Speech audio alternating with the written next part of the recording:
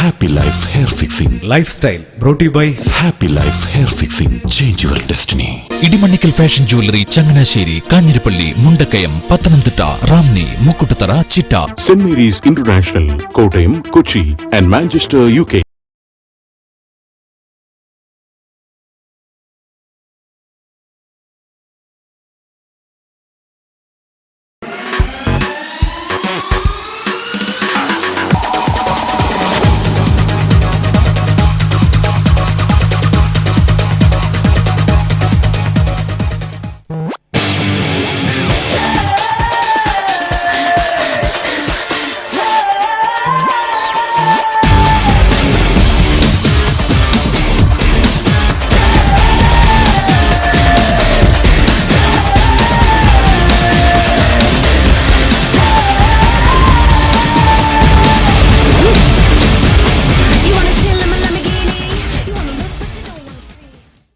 Hi, good morning and welcome to Lifestyle.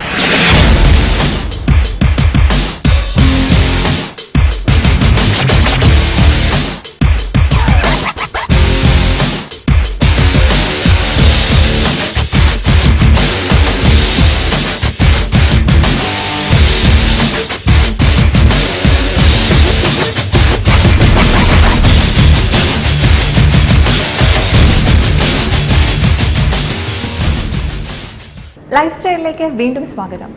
Saint Mary's ഇന്റർനാഷണലിന്റെ MD Shri Sabu കുര്യനുമായുള്ള interview ആണ് ഇന്നത്തെ നമ്മുടെ എപ്പിസോഡിൽ ആദ്യം.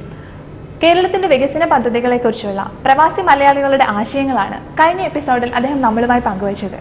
ഈ എപ്പിസോഡിൽ അതിന്റെ കൂടുതൽ വിശേഷങ്ങൾ കാണാം.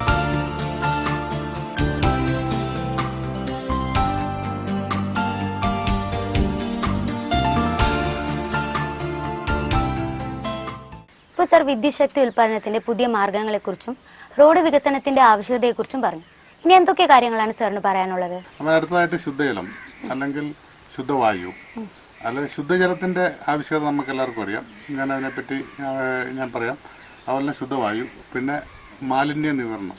കാരണം നമ്മുടെ കേരളത്തിലേക്ക് വന്നു കഴിഞ്ഞാൽ അല്ലെങ്കിൽ നമ്മുടെ ഇന്ത്യയിലേക്ക് പൊതുവെ എവിടെ വന്നാൽ പോലും മാലിന്യം പല സ്ഥലങ്ങളിലായി നിക്ഷേപിക്കുന്ന ഒരു സംവിധാനമാണ് നമുക്കുള്ളത്.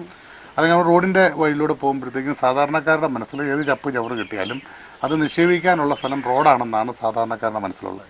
പക്ഷേ ഇത് വിദേശത്തുള്ള നമ്മൾ വിദേശത്ത് ഒരാൾ ജീവിച്ച് കഴിയുമ്പം ഇങ്ങനെ എന്തെങ്കിലും ഗാർബേജ് കിട്ടിയ കാറിൽ തന്നെ സൂക്ഷിച്ച് ഗാർബേജ് ഇടാനുള്ള പ്രത്യേക സ്ഥലങ്ങളുണ്ട്. ആ സ്ഥലങ്ങളിൽ മാത്രമേ നിക്ഷേപിക്കുകയുള്ളൂ. ഇതെന്ന് പറഞ്ഞാൽ എന്ത് കിട്ടിയാലും ഉടനെ വലിച്ച് ചോറിൽ എറിയുന്നു. അപ്പോൾ രണ്ടാമത്തെ കാര്യം, ആ റോഡിൻ്റെ പരിസരങ്ങൾ, ഇപ്പം നടന്നു പോകുന്ന റോഡിൻ്റെ പരിസരങ്ങൾ ഓടാം. ഇപ്പം നമുക്ക് ഇവിടെ രാജ്യത്തിലെ ഏറ്റവും വലിയ ശാപമാണ് ഈ വഴിയിലൂടെ ഈ കെട്ടിടോ വീടുമായിട്ട് നിൽക്കുന്ന സ്ഥലത്ത് പഞ്ചായത്തിൻ്റെ അല്ലെങ്കിൽ മുനിസിപ്പാലിറ്റിയുടെ ഓടയുണ്ടെങ്കിൽ ആ ഓടയുടെ സ്ലാബുകൾ ഒടിഞ്ഞു കിടക്കും. പലരും അതിലൂടെ ചവിട്ടി കുഴി വീഴും. അപ്പം അങ്ങോട്ട് കടന്നു പോകാൻ പറ്റില്ല. ആ പരിസരം നന്നായി വൃത്തിയായി സൂക്ഷിക്കേണ്ടത് ഒരു കടമ നമ്മുടെ കേരളത്തിലെ ഓരോ പൗരനുമുള്ള. നമ്മൾ മനുഷ്യനായി ജനിച്ചു കഴിഞ്ഞാൽ നമുക്ക് ശുദ്ധവായു ശ്വസിക്കാനുള്ള അധികാരമുണ്ട്, ഭക്ഷണം കഴിക്കാനുണ്ട്, ഇറങ്ങി നടക്കാനുള്ള അധികാരമുണ്ട്. അപ്പം നമ്മുടെ അധികാരങ്ങളെ ചോദ്യം ചെയ്യുന്ന ഭരണപരിഷ്കാരങ്ങളെന്നുള്ളത് ഇന്ന് നമുക്ക് യഥേഷ്ടം വഴിയിലൂടെ പോകാൻ പറ്റത്തില്ല.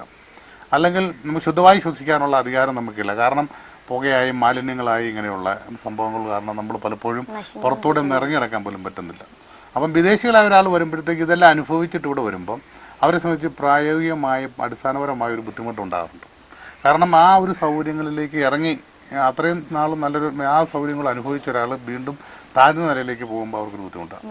അപ്പോൾ ആ ഒരു അടിസ്ഥാന സൗകര്യങ്ങൾ നമ്മൾ വർദ്ധിപ്പിച്ചാൽ നമുക്ക് പെട്ടെന്ന് തന്നെ ഈ നാടിന് വലിയൊരു ഡെവലപ്മെൻറ്റ്സ് ആവും. വിദേശത്ത് ഒരു വണ്ടിയുടെ സഹായത്തോടെ മാലിന്യം കളക്ട് ചെയ്തിട്ട് അത് ഫെഡറേഷനാക്കി ഒരു വളമാക്കി മാറ്റും. അതിനെ സ്വരൂപിച്ച് അതിനൊരു പ്ലാന്റിൽ കൊണ്ടുവന്ന് കമ്പോസ്റ്റ് ചെയ്ത് അതിനെ വളമാക്കി മാറ്റും. ഈ വളം പിന്നെ മറ്റുള്ള കൃഷി ആവശ്യങ്ങൾക്ക് ഉപയോഗിക്കും. ഇത് നമ്മുടെ നാട്ടിലെ മാലിന്യം വഴി കൊണ്ടുപോയിട്ട് അവിടെ കാക്കയും കുത്തി മറ്റുള്ള പക്ഷികളും കുത്തി അതിന് മാലിന്യം മൊത്തമായി പിന്നെ അത് സ്പ്രെഡ് ചെയ്യും. ഇത് സ്പ്രെഡ് ചെയ്തിട്ട് പിന്നെ ആ ഭാഗത്തോടെ നടക്കാൻ പറ്റത്തില്ല, ശുദ്ധവായു പോലും ശ്വസിക്കാൻ പറ്റാത്ത അവസ്ഥ വരുന്നത്.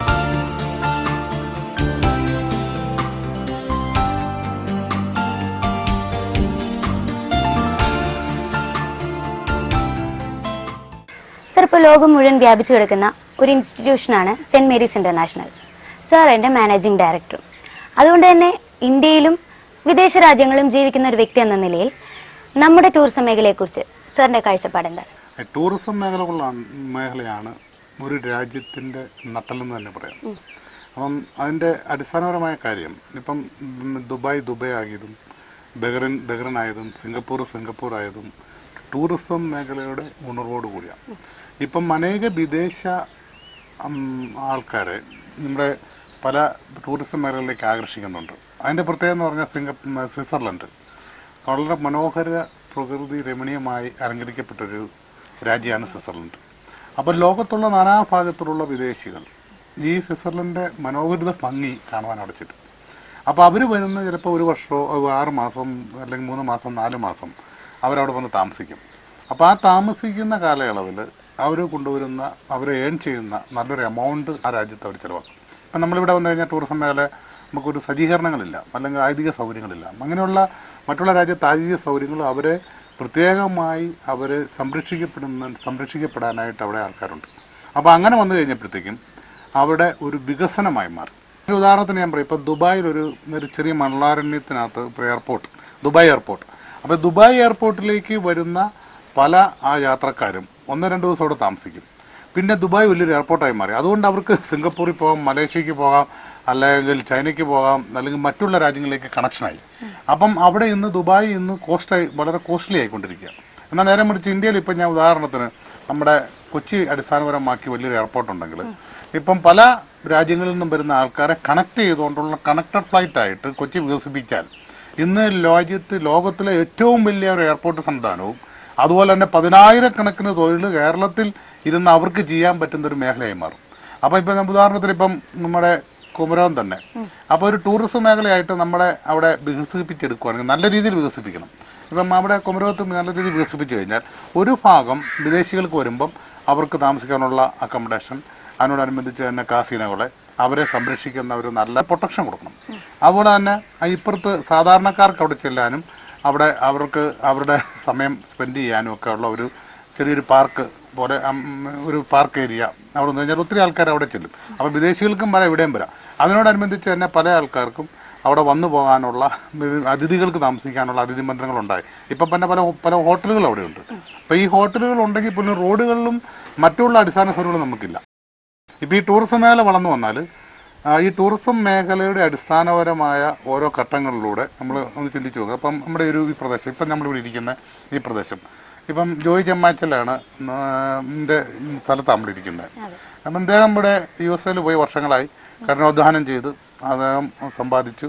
അപ്പോൾ അതിനോടനുബന്ധിച്ച് തന്നെ ഇവിടെ സ്ഥലം വാങ്ങി. അപ്പം ഒരു മാതൃകാപരമായി നല്ല രീതിയിൽ നല്ല കൃഷി എങ്ങനെ നടത്തണം, അല്ലെങ്കിൽ മൃഗങ്ങളെ എങ്ങനെ സംരക്ഷിക്കണം, ഇവിടെ വരുന്ന ആൾക്കാർക്കുള്ള സൗകര്യങ്ങൾ അടിസ്ഥാനപരമായി നാട്ടിലുള്ള ആർക്കും വന്ന് കയറാവുന്ന ഒരു നല്ല രീതിയിൽ ഇത് പുള്ളി മെയിൻറ്റെയിൻ ചെയ്യുന്നുണ്ട്. അപ്പോൾ ഇത് കാണുമ്പോൾ നമ്മൾ മനസ്സിലാക്കേണ്ട ഇതുപോലൊരു നമ്മുടെ കേരളത്തിൻ്റെ എല്ലാ ഭാഗങ്ങളും ഇതുപോലെ ചിട്ടയായും മനോഹരമായും ക്രമീകരിച്ച് സർക്കാരിന് അത് സാധിച്ചാൽ നമ്മൾ അത്രയും സുന്ദരമായ സ്ഥലമാണ് കേരളം. കാരണം ഇവിടെ ഇപ്പോൾ എത്ര പേര് ജോലി ചെയ്യുന്നുണ്ട്. ഉദാഹരണത്തിന് കൃഷി എങ്ങനെ ചെയ്യണമെന്നും അല്ല മറ്റുള്ള കാര്യങ്ങളും ഇതിൽ ചൂണ്ടിക്കാട്ടുന്നുണ്ട്. നമ്മൾ ഇത് കണ്ടുപിടിക്കണം. അപ്പം വിദേശത്തുള്ളവരുടെ കൺസെപ്റ്റ് എന്ന് പറഞ്ഞാൽ അവനെപ്പോഴും നല്ല രീതിയിലും നല്ല മെനയായും ചിട്ടയായും കാര്യങ്ങൾ ഭംഗിയായി ചെയ്യണം എന്നുള്ള ആഗ്രഹം. കൃഷിയാണെങ്കിൽ കൃഷിയിൽ നല്ലതായിരിക്കും, അല്ലെങ്കിൽ ഒരു ബിസിനസ്സാണ് അത് നന്നായിട്ട് നടത്തണം, ഇങ്ങനെയുള്ള കാര്യങ്ങൾ. അപ്പം നമ്മൾ പ്രത്യേകിച്ച് ഇങ്ങനൊരു അവസരത്തിൽ ഞാൻ ജോയി ചെമ്മാച്ചനെ പ്രത്യേകം അഭിനന്ദിക്കുകയാണ്. കാരണം അദ്ദേഹത്തിൻ്റെ നല്ലൊരു കാഴ്ചപ്പാടാണ് ഇതിന് പിന്നിൽ, അല്ലേ? അപ്പം ഇപ്പം ഞാനൊരു ഉദാഹരണം പറയാം. നമ്മുടെ നാട്ടിൽ നമ്മുടെ കേരളത്തിൽ തന്നെ വളരെയധികം സ്ഥലങ്ങളിന്ന് വെറുതും പാഴായിട്ട് കിടപ്പുണ്ട്. അതെല്ലാം സർക്കാരിൻ്റെ ഭൂമിയാണ്. ഇപ്പം ഞാനിപ്പോൾ ഉദാഹരണം ഞാൻ താമസിക്കുന്ന അത് ഏറ്റുമാനൂർ അതിൻ്റെ അടുത്താണ്. അപ്പോൾ ഏറ്റുമാനൂർ IT 10-40 ഏക്കർ, അതിൻ്റെ അപ്പുറത്ത് ഒരു 40 ഏക്കർ സ്ഥലം ഇൻഡസ്ട്രിയലിന് വേണ്ടി എടുത്തിട്ട 40 ഏക്കർ, അതിൻ്റെ അപ്പുറത്ത് അവിടെ ഗവൺമെൻറ്റിൻ്റെ തന്നെ പഞ്ചായത്തും ബാക്കി ഇവിടെ കോടതി സ്ഥിതി ചെയ്യുന്നൊരു 10-30 ഏക്കർ. അപ്പം മർമ്മപ്രധാനമായ പല സ്ഥലങ്ങളും ഗവൺമെൻറ് കയ്യിലുണ്ട്. അപ്പം ഈ സ്ഥലങ്ങളെല്ലാം വെറുതെ കാട് പിടിച്ചും പള്ള പിടിച്ചും കിടക്കുക. ഇപ്പം നമുക്ക് ആലോചിക്കാം, ഞാൻ ആരെയും മോശം പറയുന്നതല്ല, എങ്കിൽ പോലും ഇപ്പം നമ്മുടെ നീതിന്യായം അല്ലെങ്കിൽ നടപ്പാക്കുന്ന കോടതികൾ നമ്മുടെ ഇപ്പം യൂറോപ്പിലേക്കൊക്കെ കടന്നു വരുമ്പോൾ ആ കോടതി ചെല്ലാം, അവിടെ നമുക്ക് ഇരിക്കാനുള്ള സംവിധാനമുണ്ട്, നമ്മളെ അവർ വളരെ സ്വാഗതം ചെയ്യും, നമുക്ക് പ്രൈവറ്റായിട്ട് സംസാരിക്കാനുള്ള നല്ല റൂംസുകളുണ്ട്, നമുക്ക് നല്ല ടോയ്ലറ്റുകളുണ്ട്, നമുക്ക് എല്ലാവിധ സൗകര്യങ്ങളുണ്ട്. നമ്മുടെ ഇവിടെ ഇരിക്കുന്ന ഈ ഭരണ സംവിധാനങ്ങൾ അത് ഒരു 10-40-50 വർഷങ്ങൾക്ക് മുമ്പ് ഉണ്ടാക്കിയതാണ്. അപ്പോൾ ഇന്നിരിക്കുന്ന നമ്മുടെ ബഹുമാനപ്പെട്ട നമ്മുടെ ജുഡീഷ്യൽ ഉന്നതങ്ങളിരിക്കുന്ന ജഡ്ജിക്ക് പോലും ചുവന്നേരെ സമാധാനത്തോടെ ഇരിക്കാൻ പറ്റില്ല. കാരണം ചില സമയത്ത് അന്നുണ്ടാക്കിയ നീതിപീഠങ്ങളിലെ ചില കാൽ ഒടിഞ്ഞിരിക്കുന്നുണ്ട്. അപ്പോൾ മുകളിലൊരു ഫാൻ കറങ്ങുന്നുണ്ട്, അതിനകത്ത് 2 ലീഫ്സേ ഉള്ളൂ, ചിലയിടത്ത് 1 ലീഫ്സേ ഉള്ളൂ, 3 അല്ല 4 ഉണ്ടായിരുന്ന അന്ന് ഉണ്ടായിരുന്ന തുടങ്ങിയ കാലത്ത് ആ പല കെട്ടുകളും വാർന്ന് വെള്ളം എഴുതുന്നു. അപ്പോൾ സമാധാനപരമായി തൻ്റെ ജോലി നിർവഹണം പോലും സമാധാനത്തോടെ അദ്ദേഹത്തിന് ചെയ്യാൻ പറ്റുന്നില്ല. അപ്പം അവിടെ വരുന്ന ആൾക്കാരെ സംബന്ധിച്ച് നീതി കിട്ടുമ്പം ആദ്യമായിട്ട് ആ ഒരു സ്ഥലം സംരക്ഷിക്കപ്പെടേണ്ട ആവശ്യകതയാണ്. ഇപ്പം ഞാൻ ഈ പറഞ്ഞ കാര്യങ്ങൾ വിദേശത്ത് വന്ന് കണ്ടുപിടിക്കേണ്ട സമയം കഴിഞ്ഞു. അതുപോലെ തന്നെ നമ്മുടെ നാട്ടിൽ ചെറിയ വികസനം ഓരോ സ്ഥലങ്ങളിലും ഉണ്ടാകുമ്പം ഈ നാടിന് മൊത്തം മോശമായി തന്നെ മാറ്റും. അപ്പോൾ ഒരു ടൂറിസം മേഖല ചെറിയ സ്ഥലങ്ങൾ വികസിച്ച്, ഇപ്പം നമ്മൾ പറഞ്ഞ ഈ സ്ഥലം വികസിച്ച് മറ്റൊരു സ്ഥലം വികസിച്ച് അങ്ങനെ ഓരോ ഏരിയകൾ വികസിച്ച് കഴിയുമ്പം നാട് മൊത്തം അങ്ങ് വികസിക്കും. അപ്പോൾ ടൂറിസം മേഖല കൊണ്ട് വികസനം വളരെ നല്ല ഒരു പങ്ക് ടൂറിസം മേഖലയ്ക്ക് ഉണ്ടാക്കാൻ പറ്റും. ഇപ്പോൾ ഉദാഹരണത്തിന് ഞാൻ പറയാം, ഇപ്പം നമ്മളൊരു വീട്ടിലേക്ക് കയറിച്ചില്ല, അപ്പോൾ ആ വീടിൻ്റെ പരിസരങ്ങളും അതിൻ്റെ സമീപ വഴിയും അതിനുള്ള പറമ്പും ആ ഏരിയയും ഒക്കെ നന്നായി വൃത്തിയായിട്ട് കിടക്കുമ്പോൾ ആ വീട്ടിലുള്ളവരും വളരെ നല്ല രീതിയിൽ അതിനെ പ്രൊട്ടക്റ്റ് ചെയ്യുക, അവരുടെ സംസ്കാരം നല്ലതാണ് നമുക്ക് മനസ്സിലാവും. അല്ല നമ്മളവിടെ എല്ലാം പൊളിഞ്ഞ് അല്ലെങ്കിൽ ആ വീട്ടിലോട്ട് കയറുമ്പം കുറേ കച്ചറകൾ അവിടെ ഇവിടെ എല്ലാം കിടന്നാൽ നമ്മളെന്താ വിചാരിക്കുന്നത്? അപ്പോൾ അതെല്ലാം ക്രമമായി തിട്ടപ്പെടുത്തി നല്ല മെനയായിട്ട് കിടക്കുമ്പോൾ നമുക്കൊരു സന്തോഷമല്ലേ തോന്നും. അപ്പോൾ അതുപോലൊരു കാഴ്ചപ്പാട് ഓരോ വ്യക്തികൾക്കും നമ്മുടെ വീട് എങ്ങനെ ആകണം, അതുപോലെ ഈ നാടും അല്ലെങ്കിൽ ആ പരിസരവും അതുപോലെ ആകണം, സ്വന്തം വീട് പോലെ കാണാനുള്ള സന്മനസ്സൂടെ നമുക്ക് അതിനോടൊപ്പം ഉണ്ടാക്കണം. അപ്പോൾ അങ്ങനെയുള്ള അടിസ്ഥാനപരമായ വികസനം, ഒരു ഏരിയയുടെ വികസനം, അപ്പം ഇത് ടൂറിസം മേഖലയ്ക്ക് ഗുണം ചെയ്യും. അത് നല്ല രീതിയിൽ മുന്നോട്ട് കൊണ്ടുപോകാൻ പറ്റും. അപ്പം മറ്റുള്ളവർക്ക് അതിലേക്ക് ആകർഷിതരാകും. വിദേശികൾ വന്നാലും അവർ ഹാപ്പിയാവും. വീണ്ടും അവർക്ക് വരാനുള്ള ഒരു സെൻറ്റൻസ് ഉണ്ട്.